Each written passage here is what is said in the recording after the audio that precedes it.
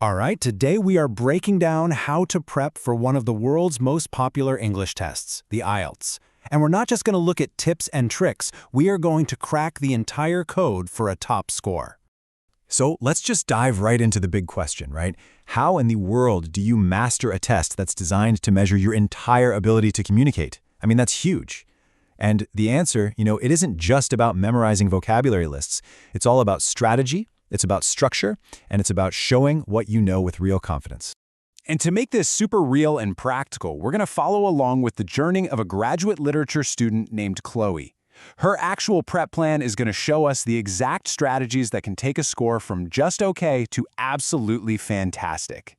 So when Chloe first got assessed, her results showed something really common.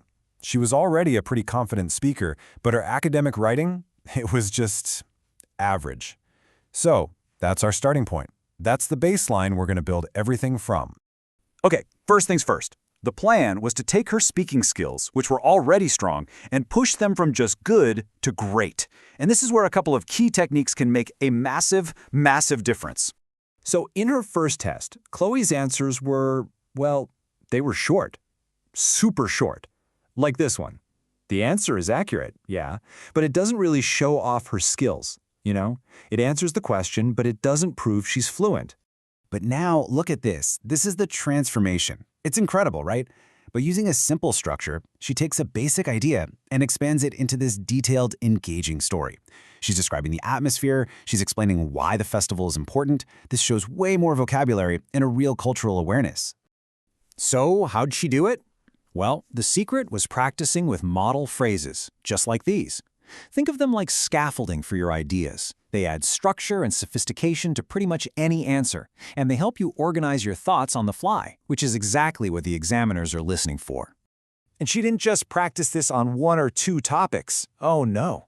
She applied these skills to dozens and dozens of different subjects, everything from public transport and social media to really big global issues like pollution. This meant she was ready for absolutely anything the test could throw at her.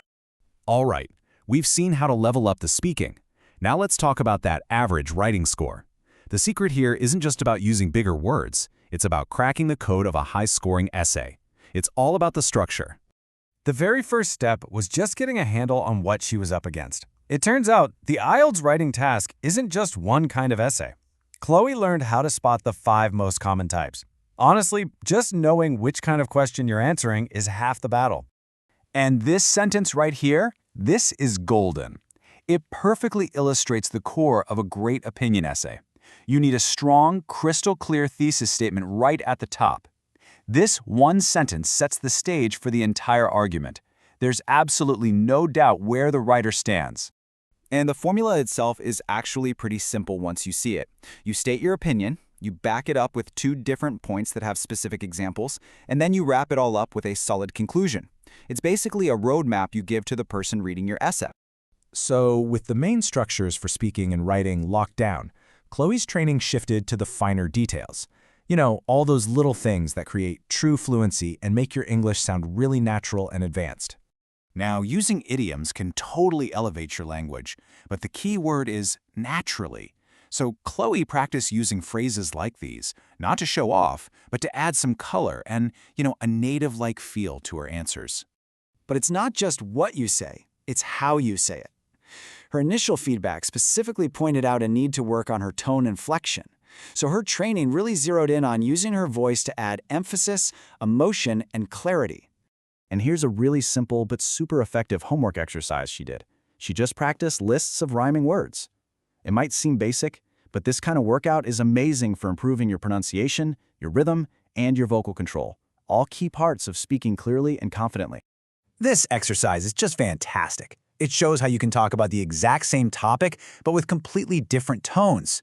You can go from a very formal academic explanation to an exciting, persuasive one. Being able to do this shows a masterful command of the language that's way beyond just being correct. So, after all of that, what are the big takeaways from Chloe's journey? Her whole prep process, from that very first assessment to her final practice sessions, can really be boiled down into a clear roadmap for anyone who's looking to do well. Here it is, your 4-step plan. First, get a solid structure for your speaking and your writing. It's your foundation. Second, expand your toolkit with richer words and natural idioms. Third, master your tone. Make your speech dynamic and interesting to listen to. And finally, step 4, practice, practice, practice across every topic you can think of. Because really, at the end of the day, prepping for a test like this, it's not just about the score. It's about finding the confidence to share your ideas, your stories, and your personality with the world. So the real question is, what are you going to say?